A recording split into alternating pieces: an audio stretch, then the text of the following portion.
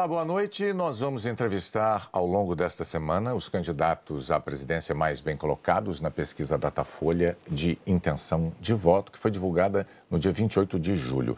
Pela ordem determinada em sorteio, com a presença dos assessores dos partidos, Jair Bolsonaro, do PL, é o entrevistado de hoje. Amanhã, Ciro Gomes, do PDT. Na quinta-feira, Luiz Inácio Lula da Silva, do PT. E na sexta-feira, Simone Tebet, do MDB. Nós vamos abordar os temas que marcam cada uma das candidaturas. O tempo total dessa entrevista é de 40 minutos. E, ao fim, o candidato vai ter 1 minuto para as considerações finais. Candidato Bolsonaro, boa noite. Obrigada pela presença. Eu agradeço também a sua presença, candidato, e o tempo começa a ser contado a partir de agora. Nós vamos começar a entrevista com um assunto que tem mobilizado os brasileiros. O senhor tem xingado ministros do Supremo Tribunal Federal, tem feito ataques sem prova nenhuma ao sistema eleitoral brasileiro. O senhor chegou, inclusive, a ameaçar não ter eleição no Brasil, como se coubesse ao senhor decidir uma coisa dessas. Candidato, com franqueza, o que é que o senhor pretende ou o que é que o senhor pretendeu com isso? O senhor pretendeu, por acaso, criar um ambiente que, de alguma forma, permitisse um golpe, contra o qual, inclusive, a sociedade civil se manifestou agora com a divulgação de 2 manifestos ou outros manifestos em defesa da democracia? Primeiro, você não está falando a verdade quando fala xingar ministros. Isso não existe. Isso não existe. É um fake news da sua parte. Outra coisa, eu quero é transparência nas eleições. Vocês, com toda certeza, não leram o inquérito de 2018 da Polícia Federal, que inclusive está inconcluso. E aquela pergunta que eu sempre faço: se você pode botar uma tranca a mais na sua casa para evitar que ela seja assaltada, você vai fazer ou não? Então esse é o objetivo disso que eu tenho falado sobre o Tribunal Superior Eleitoral. E outra coisa, em 2014, tivemos eleições, no segundo turno, o PSDB duvidou da lisura das eleições e contratou uma auditoria. E a conclusão da auditoria do PSDB, que as urnas são inauditáveis. E só para ficar bem tranquilo aqui, mano, 2018, houve uma denúncia de fraude e a senhora Rosa Weber determinou que fosse aberto um inquérito pela Polícia Federal para apurar a fraude, que, obviamente, se houve fraude, eu ganhei, quem fraudou seria eu. A PF começou a apuração. E quem informou o que eu vou te falar aqui para a PF foi o Tribunal Superior Eleitoral. Numa das partes do inquérito está assinado pelo chefe do TI do TSE que hackers ficaram por 8 meses dentro do TSE, inclusive com a senha de um ministro, de nome Banhos, além de senha de outros 5 servidores. Imediatamente, a Polícia Federal pediu os logs, as impressões digitais do que ocorreu nas eleições de 2018. O TSE podia ter informado no mesmo dia, mas 7 meses depois, o TSE informou que os logs haviam sido apagados. Então, a grande interrogação é exatamente essa daí. Nós queremos evitar que dúvidas pairem por ocasião das eleições agora desse ano. Candidato, nada mais além disso. É curioso que o senhor se refira a esse episódio, porque o senhor, inclusive, foi acusado de ter divulgado informações sigilosas de investigações inconclusivas. Mas sobre a transparência que o senhor afirma defender das urnas, órgãos fiscalizadores como o Tribunal de Contas da União, a Advocacia Geral da União, associações de juízes, associações de juristas, associações de delegados da Polícia Federal, todos já atestaram a segurança das urnas eletrônicas. Eu vou além.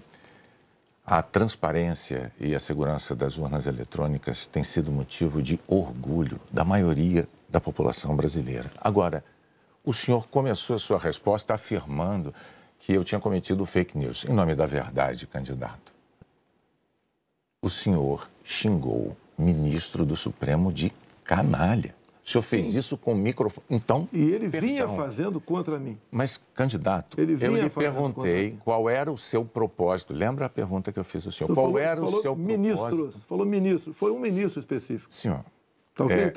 Tá refeita aqui a dúvida? Mas não, é que o senhor disse que eu cometi fake news.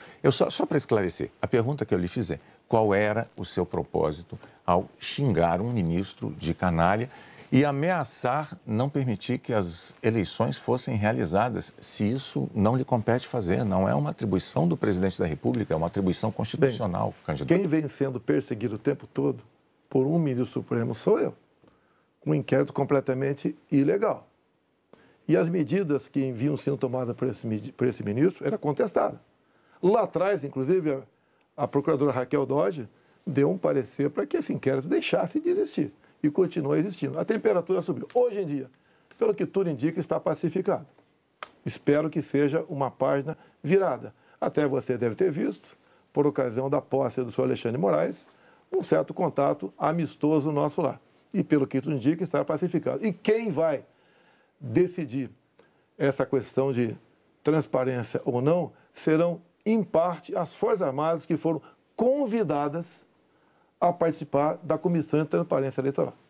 As Forças Armadas são uma das partes, né, desse grupo que analisa a segurança. A grande questão não é nem a presença das Forças Armadas, candidato. A grande questão que se dá é que o senhor se coloca como patrono das Forças Armadas e a forma como o senhor ataca o sistema eleitoral é que causa ruído e que causa uma certa intranquilidade no ambiente eleitoral. Teremos eleições, o ministro Alexandre de Moraes acabou de assumir. Amanhã ele tem um encontro, pelo que me parece, um encontro com o ministro da Defesa para tratar desse assunto sobre transparência eleitoral. Eu tenho certeza que o ministro Alexandre de Moraes vai conversar e chegar a bom termo essa questão de eleições. Agora, precisei provocar para que chegasse a esse ponto. Pode ter certeza que vão ter eleições limpas e transparentes no corrente ano. O senhor costuma dizer que defende a liberdade, mas a impressão que dá quando a gente vê manifestações de apoiadores seus é de que nem todos têm a mesma percepção daquilo que o senhor defende, porque é muito comum vermos apoiadores seus defendendo medidas absolutamente inconstitucionais, fechamento do Congresso, fechamento do Supremo Tribunal Federal, golpe militar, intervenção militar com Bolsonaro, essas coisas são ditas. Inclusive tem uma frase que é muito ouvida também nessas manifestações por parte desses grupos que é: eu autorizo. No entanto, o senhor não os desautoriza, candidato. Isso não é uma sinalização ruim dessa parcela de apoiadores? Você vê as manifestações nossas sem qualquer ruído, uma lata de lixo sequer virada nas ruas. Eu considero como liberdade de expressão. Essas, artigo 142. O que é artigo 142? Tá? É um artigo da Constituição, que eu não entendo da maneira como alguns pouquíssimos entendem. Quando alguns falam em fechar o Congresso, é liberdade de expressão deles, eu não levo para esse lado. Tá? E para mim isso aí faz parte da democracia. Eu não posso eu ameaçar fechar o Congresso. Isso, ou o Supremo Tribunal Federal. Então, Bonner, eu não vejo nada demais, vejo como liberdade de expressão, como alguns falam em AI-5, nem existe mais AI-5. Você querer punir alguém por ter levantado uma faixinha no meio da multidão AI-5, bom, isso aí é uma coisa que, no meu entender, não leva a lugar nenhum. Agora, o outro lado... Eu não quero interrompê-lo, mas é que o senhor disse algo muito... Perdão, candidato. O senhor disse algo muito importante ainda há pouco. O senhor disse, referindo-se ao ministro Alexandre de Moraes, que teremos eleições, elas serão limpas, etc. Com o intuito de tirar esse estresse, tirar a intranquilidade desse momento eleitoral do Brasil, o senhor não quer aproveitar essa oportunidade diante de milhões de brasileiros para assumir um compromisso eloquente de que vai respeitar o resultado das urnas, seja ele qual for? Seja qual for, eleições limpas devem e têm que ser respeitadas. O senhor vai respeitar... Limpas e transparentes têm que ser respeitadas. Está atestado que as eleições brasileiras são limpas e são transparentes e que as urnas são auditáveis. Isto posto, eu lhe pergunto mais uma vez.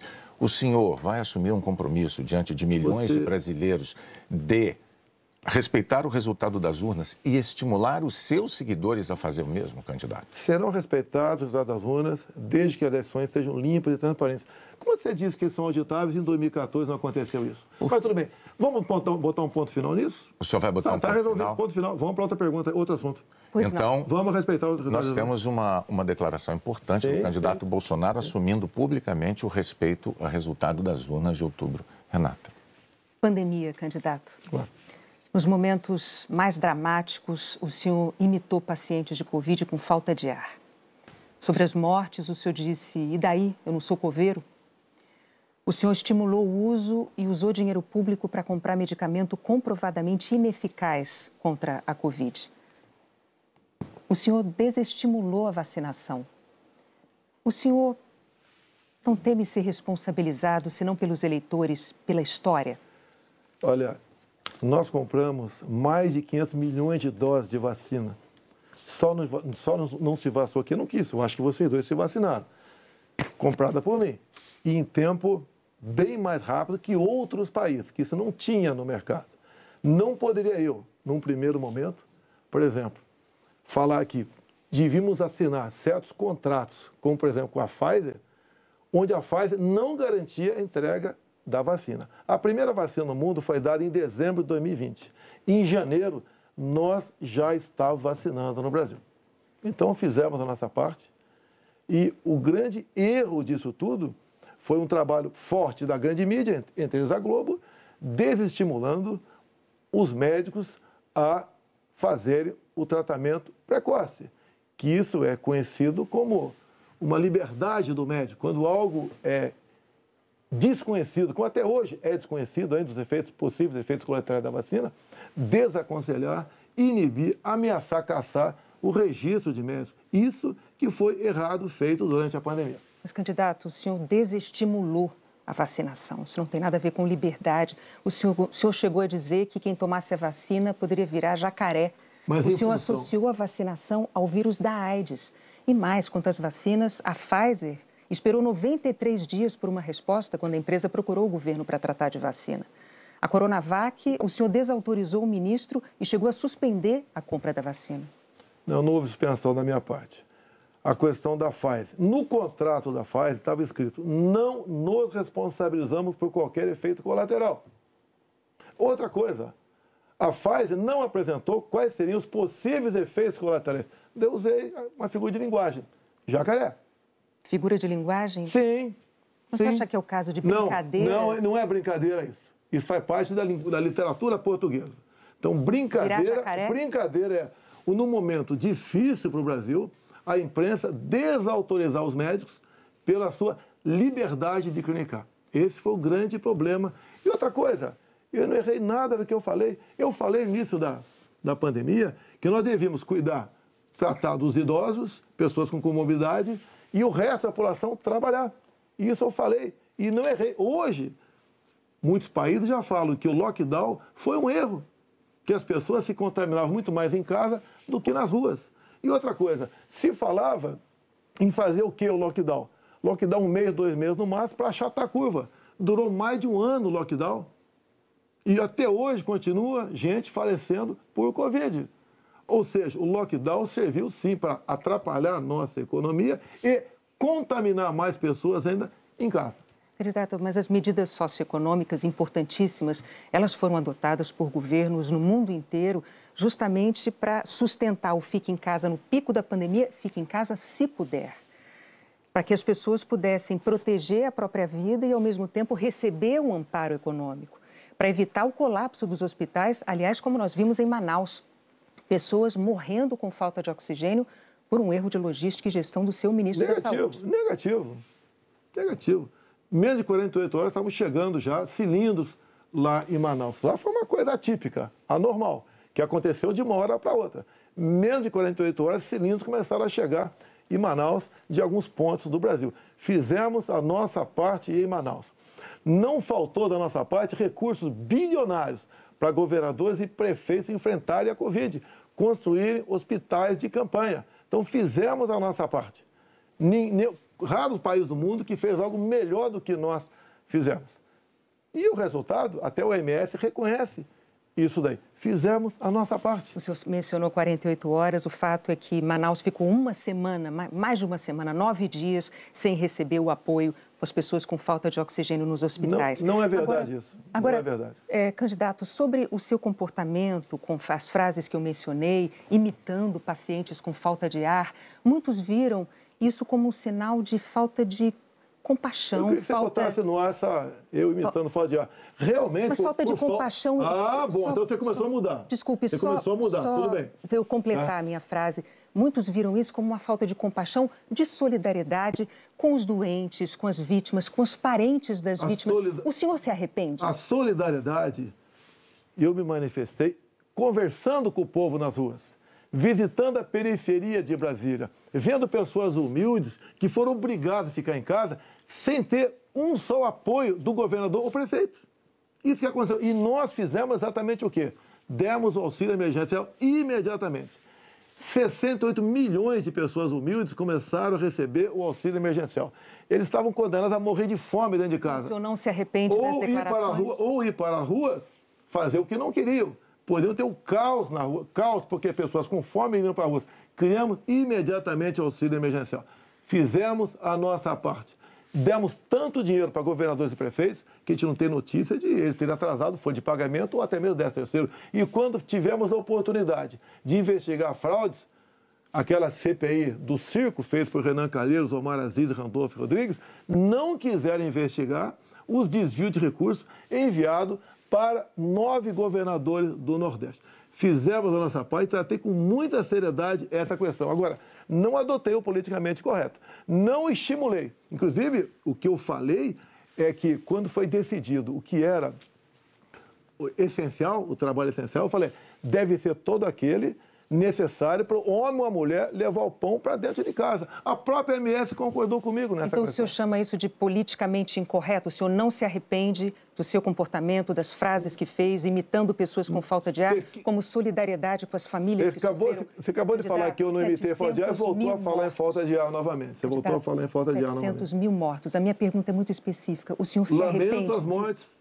Não tem que não perder um parente, um amigo. Lamento as mortes. Agora, não poderia ser tratada a Covid da forma como começou a ser tratada. E quando você fala em tratamento precoce, lembre-se que no protocolo do Mandetta tinha o tratamento precoce lá, mas só em casos graves, onde eu não concordei com ele.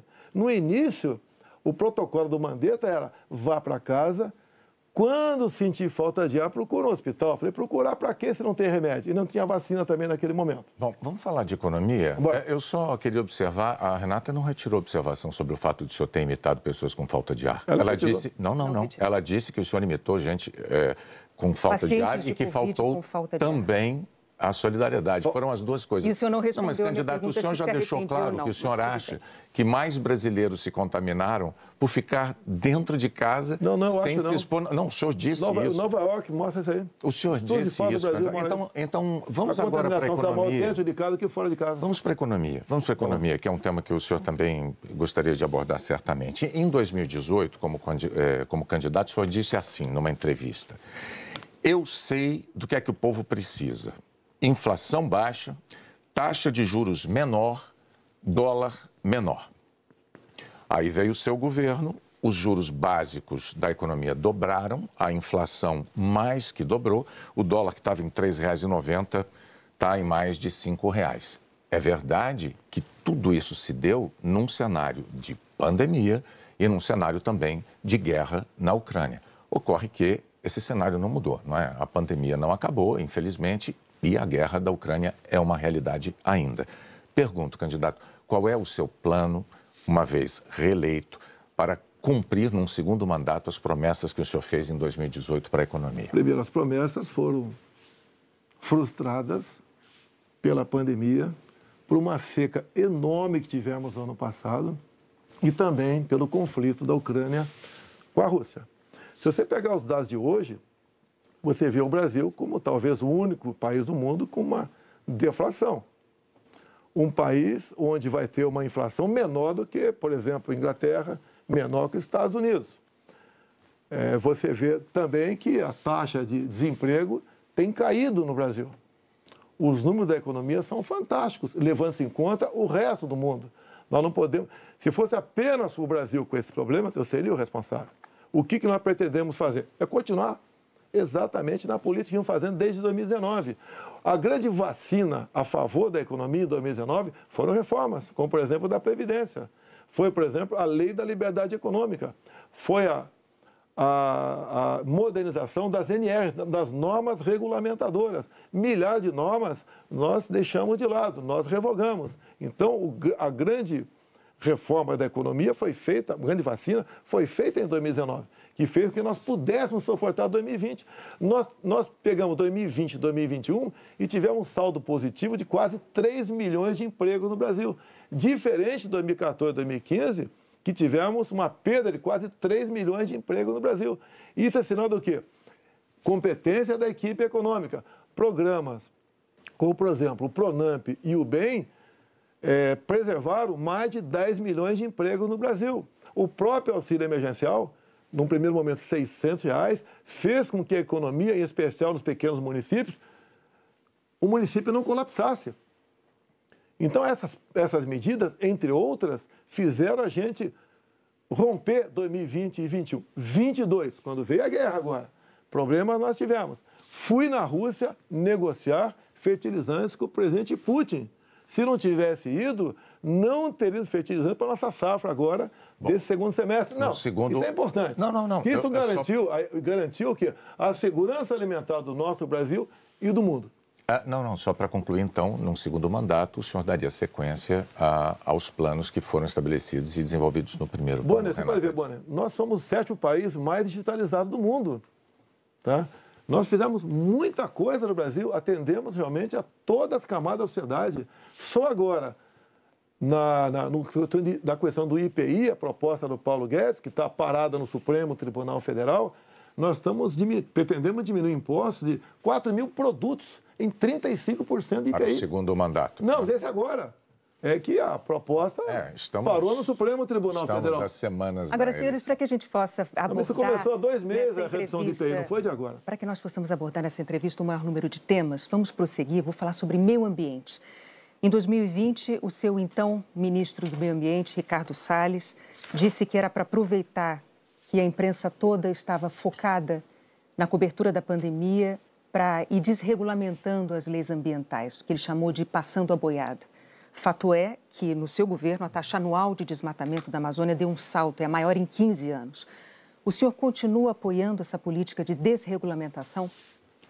Olha, você tem que pensar que na Amazônia você tem quase 30 milhões de habitantes lá. Tem 30 milhões de brasileiros na Amazônia. Primeira preocupação é essa. Outra, qualquer propriedade lá tem que preservar 80% e pode usufruir de 20%. Eu tentei, nos primeiros 2 anos de mandato, fazer a regulação fundiária, para saber, por exemplo, qualquer local desmatado ou com foco de calor, de quem é o CPF daquela propriedade. O presidente da Câmara não colaborou para botar essa proposta avante. Agora, quando se fala em Amazônia, por que não se fala também agora na França, que há mais de 30 dias está pegando fogo? A mesma coisa está pegando fogo na Espanha e Portugal. Califórnia pega fogo todo ano. No Brasil, infelizmente, não é diferente. Acontece. Grande parte disso aí, alguma parte disso aí é criminoso, sei disso. Outra parte não é criminoso. É o ribeirinho que toca fogo ali na sua pequena Uma coisa propriedade. É incêndio natural, outra coisa é o desmatamento. Mas tem incêndio, o Pantanal Sul-Mato-Grossense é comum pegar fogo de forma espontânea. Agora, candidato, a favor das críticas dos especialistas à sua política ambiental, tem os números. No seu governo, a taxa anual de desmatamento da Amazônia saltou de 7.500 quilômetros quadrados em 2018 para 13 mil ano passado. O levantamento do MAP Biomas mostrou que 97% dos alertas de desmatamento emitidos desde 2019 não foram fiscalizados pelos órgãos responsáveis, 97%. Especialistas dizem que quando o senhor desautoriza, por exemplo, a destruição de equipamentos pelos órgãos fiscalizadores ou quando o senhor desmonta órgãos como o IBAMA, o senhor está passando uma mensagem de incentivo a quem desmata ou ao garimpo ilegal. Primeira coisa, a destruição, como dá em lei, é se você não puder retirar o equipamento daquele local. O que vinha acontecendo, e ainda vem, infelizmente, é que o material pode ser retirado, do local, porque se chegou lá, pode ser retirado. E há o abuso de uma parte. E como eu disse para você, tem locais... De qual parte? Tem locais na Amazônia ali que é permitido. Mas desculpa, eu não entendi. Abuso de qual parte? Do órgão fiscalizador? Sim, por parte do IBAMA. Sim. Por que, candidato? O que seria um Mas abuso o seguinte, do IBAMA, o que diz a lei... na defesa da floresta O que diz amazônica? a lei, um trator, por exemplo, você tem que tocar fogo se não puder retirar daquele local. O que e muitas vezes o pessoal do IBAMA faz? Toca fogo mesmo podendo retirar o material de lá. Mas a quem interessa defender a posse de um trator utilizado para derrubar árvores na Amazônia, candidato? Mas não está derrubando árvore na Amazônia, está derrubando em áreas, muitas vezes... Mas a lei não fala se é um local é permitido ou não. A quem interessa, candidato? A lei não fala. Tem sido destruído, vem ser destruído. A minha orientação é cumprir a lei.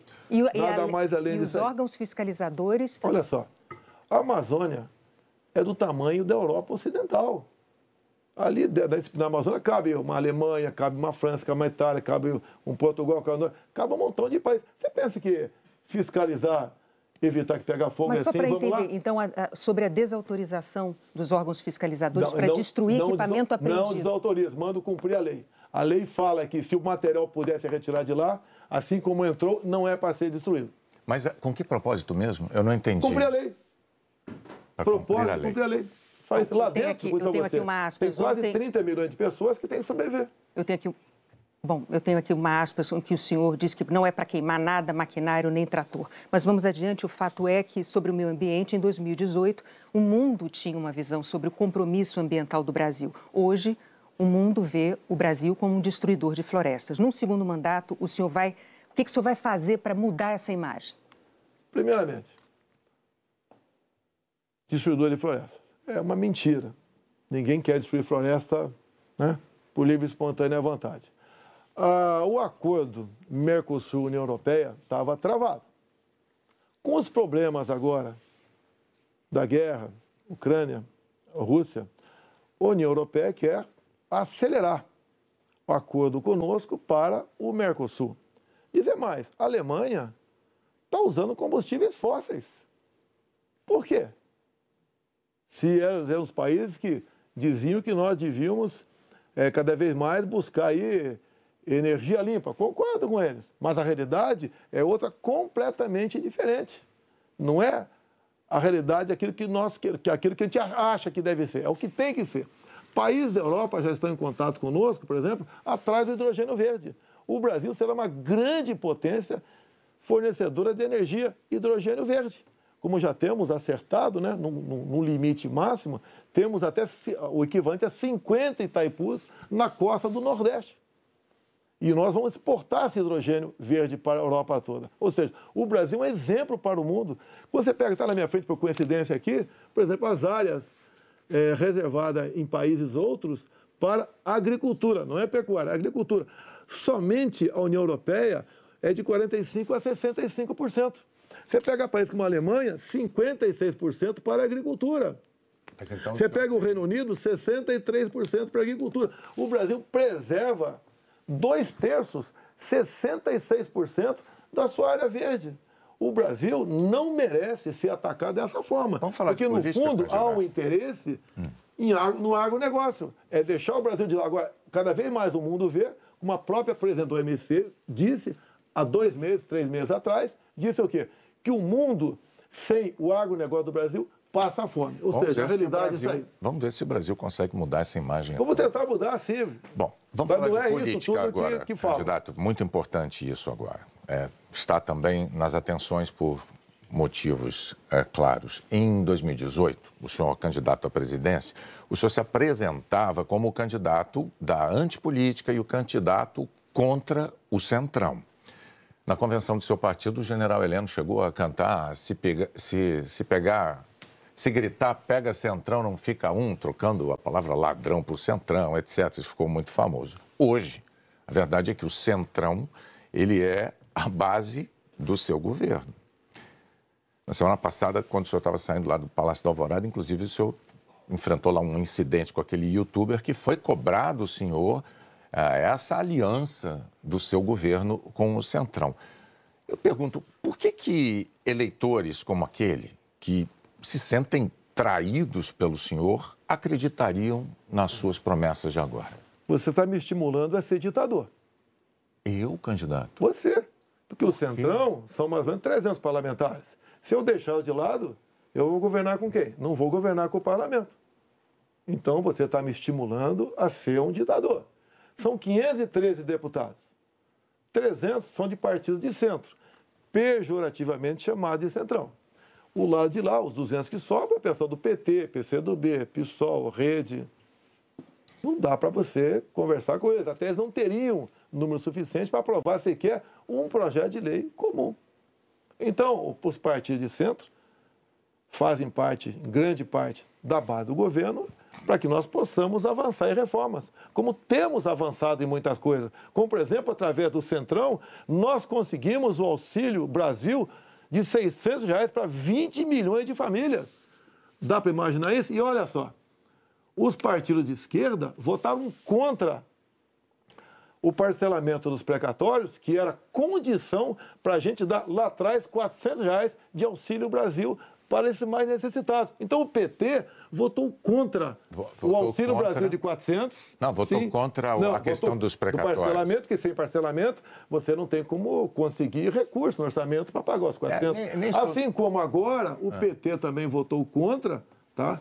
Ou melhor, discursou contra os R$600 e votou favorável.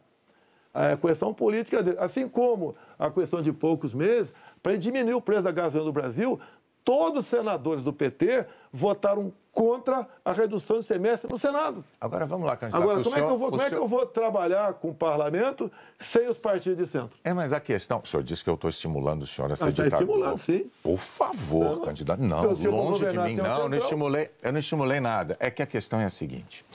Em 2018, o senhor chegou a dizer, até com propriedade, que governos anteriores tinham feito alianças com o Centrão. Mas o senhor disse criticamente que esses governos anteriores tinham feito nomeações com interesse político partidário e que isso tinha tudo para dar errado. O senhor chegou até a concluir assim: por isso eu não integro o Centrão. Mas recentemente, há dias, o senhor, com muita naturalidade, disse assim: eu sempre fui do Centrão, eu vim do Centrão. Aí eu tenho que perguntar ao candidato, em nome da clareza para os eleitores, em qual dessas duas afirmações o eleitor deve acreditar? O senhor sempre foi do Centrão ou o senhor, como disse em 2018, diz: eu nunca fui do Centrão por esse motivo? No meu tempo não era Centrão, não existia Centrão. Como assim? No meu tempo, esses partidos que eu já integrei não eram tidos como partido do Centrão. Agora, o importante, Boni, o importante, nós estamos num governo sem corrupção. Eu indiquei ministros pelo critério técnico. Eu não aceitei pressões de lugar nenhum para escalar ministros. Qual governo teria o ministro padrão Tarcísio de Freitas na infraestrutura? Padrão Marcos Pontes na ciência e tecnologia? Padrão a Tereza Cristina na agricultura? Padrão Gilson Machado no turismo? Uma pessoa desconhecida até chegar no meu governo. Padrão Onic Lorenzoni, que eu considero como um coringa meu. Padrão Braga Neto, que esteve na defesa. Ou seja, padrão Salles, uma pessoa excepcional. Padrão, atualmente, o ministro Juca, do Meio Ambiente. Então, essas pessoas que deram um impulsionamento ao governo. Estamos governando com competência e sem corrupção, porque não tem indicação política para esse ministério. O senhor citou vários ministros, então, aproveitando a deixa, eu vou falar de um tema importantíssimo para o futuro do Brasil, que é a educação. No seu governo, o senhor indicou 5 ministros diferentes. Um deles caiu justamente por um escândalo de ter beneficiado pastores com dinheiro da educação e diz que foi a seu pedido no caso de um dos pastores. Qual é a dificuldade de escolher um bom ministro da educação? Por muitas vezes, depois que a pessoa chega, a gente vê que ela não leva jeito para aquilo. Não foi só da educação. Ele teve acusação. Ele teve morte de prisão. Ele foi preso, inclusive. Agora, conseguiu o habeas corpus logo em seguida. Agora, fiquei sabendo depois, né, que o Ministério Público do DF foi contra a prisão dele. Agora, veja só... Foi contra a prisão dele. Por quê? Não tinha nada contra ele. Se tiver hoje em dia, é outra história. Até aquele momento não tinha nada. A questão de ter 2 pastores, um que está no gabinete dele, qual o problema? Agora, se ele faz besteira, se essa pessoa Agora, nós começamos a investigar o caso dos pastores. Não foi a Polícia Federal. Nós começamos a investigar com a CGU. Agora, só na área da educação, o primeiro-ministro escolhido pelo senhor caiu depois de 3 meses por causa de um escândalo, pediu que professores gravassem slogans de campanha seu. O segundo ministro praticamente fugiu do Brasil depois de ter insultado ministros do Supremo. O terceiro ministro nem chegou a assumir porque maquiou o próprio currículo. O quarto ministro envolvido no escândalo de corrupção. Quais são os critérios que o senhor usa para escolher um ministro de uma área tão vital para o futuro do país? As pessoas se revelam quando chegam. Atualmente, eu tenho um excelente ministro da Educação. Não acontece. É igual um casamento, muitas vezes. Mas o senhor concorda que essa alta rotatividade prejudica? O ideal era não ter rotatividade. O ideal era não ter rotatividade nenhuma, mas acontece. Outros ministros foram trocados também. Bom, por vários motivos. Agora, depois desse escândalo do MEC... que escândalo do MEC, Boni? A saída do ministro Milton Ribeiro. A saída é escândalo, MEC? Não é escandaloso, candidato. Sim. Um ministro destinar dinheiro da educação para 2 pastores, dizendo que o presidente da República indicou um deles. Cadê o duto cadê o duto do dinheiro vazando ali? Cadê o dinheiro? Candidato, não sabemos. Cadê o dinheiro aparecer? Você não sabe? E está me acusando? Não, está acusando o Milton por isso? O senhor tem todo o direito de achar que não foi um escândalo. Nós vamos adiante. Depois do caso do ministro Milton Ribeiro no MEC, o senhor atenuou um pouco o seu discurso de que não havia corrupção no seu governo. Antes não tinha corrupção. Hoje, o senhor diz que os casos pipocam. Os casos pipocam de corrupção no seu governo. Bom, ao mesmo tempo, vão se acumulando denúncias de interferências suas na Polícia Federal, que é um órgão de Estado, não é um órgão de governo, e um órgão de Estado que o senhor prometeu prestigiar. Como é que o senhor explica para o eleitor essa mudança da sua postura da eleição de 2018 para cá, candidato? Primeiramente, quem me acusou de interferência na PF foi o ex-ministro Sérgio Moro. Falou que a prova da interferência estava numa sessão reservada nossa. Bem, eu não queria, a sessão foi gravada, eu não tinha obrigação de entregar ali a fita. O senhor teve 4 diretores gerais da Polícia Federal e a cada eu não tinha obrigação de entregar a fita. Entreguei a fita. Foi revelado, até com muitos palavrões na reunião de ministros. Não acharam nada. O que acontece? Eu, quando entrego o ministério para alguém, eu dou o ministério para aquela pessoa agir. Tá? A Polícia Federal, com a saída do Sérgio Moro, melhorou e muito na apreensão de drogas, na apreensão de numerários, tá? Em operações, melhorou muito. Em armamento, melhorou. E as pessoas vão mudando. Por exemplo, quando o André Mendonça saiu, porque ele foi para o Supremo Tribunal Federal, eu não considero uma saída da paz dele. Atualmente, temos um delegado da Polícia Federal à frente do Ministério da Justiça. Agora, ninguém comanda a PF, Bonner. Se pudesse comandar, o Lula teria comandado, a Dilma, o Temer, seja lá quem for. Ninguém consegue comandar a Polícia dessa forma como você está falando aí. É que a Associação dos Delegados da Polícia Federal divulgou recentemente um documento com críticas, né? Eles afirmaram que o senhor e a sua equipe de governo trouxeram desgaste, eu estou lendo aqui os termos dele, trouxeram desgaste à imagem da instituição Polícia Federal e também prejuízos para os policiais federais. E que falas suas, candidato, jogaram desconfianças sobre a autonomia e sobre a imparcialidade da Polícia Federal, que goza de autonomia já há alguns anos, como ninguém poderia negar. Qual é a sua posição, então, diante de um documento com uma queixa, uma acusação como essa da Associação Nacional dos Delegados? Então, primeiro, acabar de confirmar que não tem interferência, que gosta de autonomia. Outra coisa, peraí, eles acabaram de mostrar para mim que não tem interferência, gosta de autonomia. Eles dizem que, eles dizem que o senhor jogou, as suas palavras jogaram desconfianças sobre a autonomia da PF, candidato. Não. Acabaram de falar que eu estou certo, não tem interferência lá. Contrário. Outra coisa, eles queriam uma reestruturação de carreira agora. Eu achei até justo. Mas outras categorias não concordavam com isso, sem serem beneficiadas também. E daí começou um movimento por parte de alguns delegados da PF, contrário à minha posição, que deságua numa nota como essa daí. Eu queria, inclusive, reestruturar a Polícia Rodoviária Federal, que era bem mais fácil, menos onerosa. Os delegados, essa mesma associação, não topou fazer isso aí. Então, aí está uma briga política, salarial, por trás disso. Candidato, o senhor agora tem 1 minuto para suas declarações finais. Pois é, passou rápido. Eu queria ficar algumas horas com vocês aí. Tá? Quando o senhor começar, a gente começa a contar o tempo. Vamos lá. O que eu tenho a falar para a população brasileira? Peguei o Brasil numa situação crítica, na questão ética, moral e econômica. Começamos a trabalhar, tá? Fizemos muitas reformas em 2019. Infelizmente, tivemos a Covid, depois tivemos a guerra lá fora, tá? Tivemos uma seca enorme. E nós fizemos tudo o possível para que a população brasileira sofresse o menos possível. Isso nós fizemos.